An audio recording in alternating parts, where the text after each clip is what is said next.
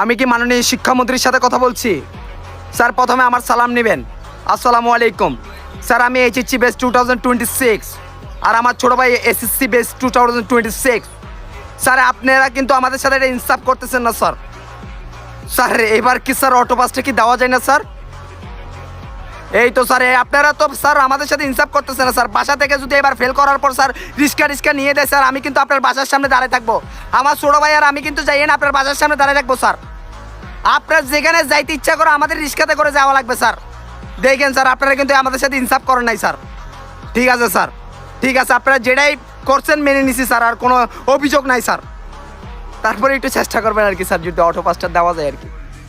ঠিক আছে স্যার, সমস্যা নাই, আমরা কি চেষ্টা স্যার, প্যারা নাই স্যার, দিয়েন না স্যার, দিয়েন না স্যার। ওকে ঠিক আছে, আমরা পরীক্ষা দিব, আমরা খেলবো স্যার। ঠিক আছে স্যার, কল রাখেন স্যার। আসসালামু আলাইকুম।